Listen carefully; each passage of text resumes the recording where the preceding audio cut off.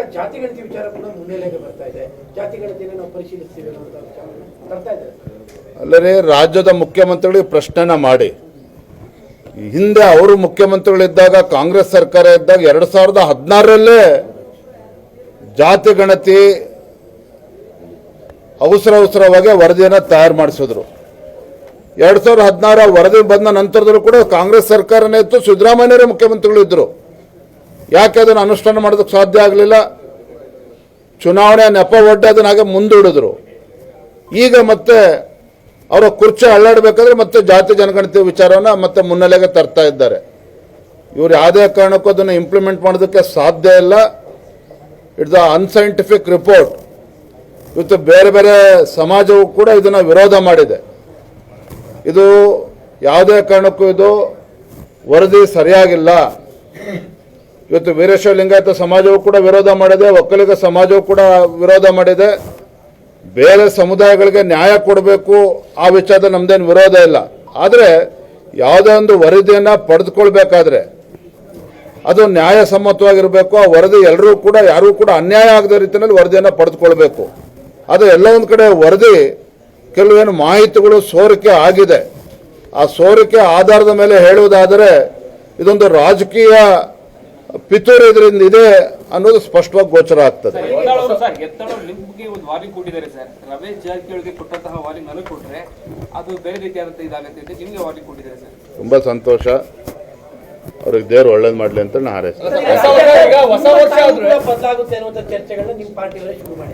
ರಾಜ್ಯದ ಅಧ್ಯಕ್ಷನಾಗಿ 1 ವರ್ಷಗಳ ಕಾಲ ನಿರಂತರವಾಗಿ ಈ ಭ್ರಷ್ಟ ಕಾಂಗ್ರೆಸ್ ಸರ್ಕಾರದ ವಿರುದ್ಧ ಹೋರಾಟವನ್ನು ಮಾಡ್ಕೊಂಡು ಬಂದಿದ್ದೇವೆ. ಭಾರತೀಯ ಜನತಾ ಪಾರ್ಟಿ ನಮ್ಮೆಲ್ಲ ಕಾರ್ಯಕರ್ತರು ಸಹಕಾರ ನೀಡಿದ್ದಾರೆ.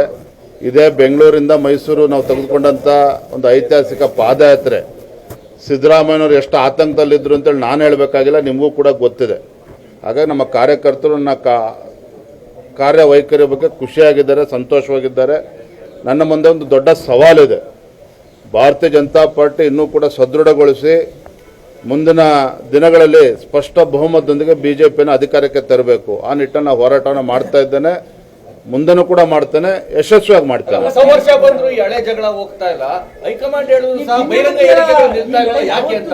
ನೋಡ್ರಿ, ಪಕ್ಷವನ್ನ ಗಟ್ಟಿಗೊಳಿಸ್ತೇನೆ, ಭಾರತೀಯ ಜನತಾ ಪಾರ್ಟಿಯನ್ನ ಸ್ಪಷ್ಟ ಬಹುಮತದೊಂದಿಗೆ ಅಧಿಕಾರಕ್ಕೆ ತರ್ತೇನೆ ಅಂತ ಹೇಳಿ ರಾಜ್ಯದ ಅಧ್ಯಕ್ಷನಾಗಿ ಇವತ್ತು ಮತ್ತೆ ಹೇಳ್ತಾ ಇದ್ದೇನೆ ಅಂತ ಹೇಳಿದ್ರೆ ಅದರ ಅರ್ಥ ನಾನು ಅಧ್ಯಕ್ಷನಾಗಿ ಮುಂದುವರಿತೇನೆ, ಪಕ್ಷವನ್ನು ಕೂಡ ಬಲಪಡಿಸ್ತೇನೆ, ಎಲ್ಲರನ್ನೂ ಕೂಡ ವಿಶ್ವಾಸಕ್ಕೆ ತೆಗೆದುಕೊಂಡು ಮುನ್ನಡೆಸ್ತೇನೆ ಅನ್ನೋ ಅರ್ಥ.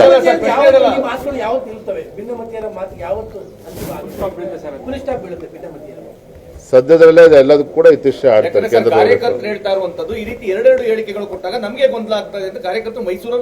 ಅದನ್ನು ನಾನು ಕೂಡ ಒಪ್ಕೊಳ್ತೇನೆ.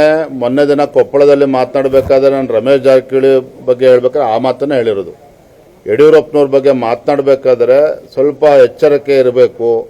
ಯಡಿಯೂರಪ್ಪನವರೊಬ್ಬ ಹೋರಾಟಗಾರರು. ಭಾರತೀಯ ಜನತಾ ಪಾರ್ಟಿ ನಗರಕ್ಕೆ ಸೀಮಿತ ಆಗಿರ್ತಕ್ಕಂಥ ಪಕ್ಷವನ್ನು ಇವತ್ತು ಹಳ್ಳಿಗೆ ತೆಗೆದುಕೊಂಡು ಹೋಗಿದ್ದಾರೆ ಅಂತ ಹೇಳಿದ್ರೆ ಹಿರಿಯ ನಾಯಕರ ಜೊತೆಗೆ ಯಡಿಯೂರಪ್ಪನವರ ಕೊಡುಗೆ ಅಪಾರವಾಗಿರ್ತಕ್ಕಂಥದ್ದು.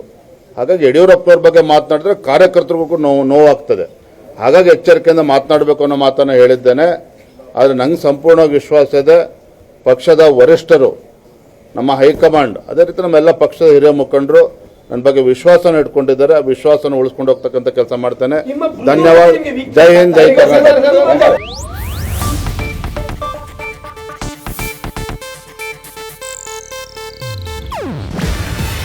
ಇದು ಏಷ್ಯಾನೆಟ್ ನ್ಯೂಸ್ ನೆಟ್ವರ್ಕ್ ಪ್ರಸ್ತುತಿ.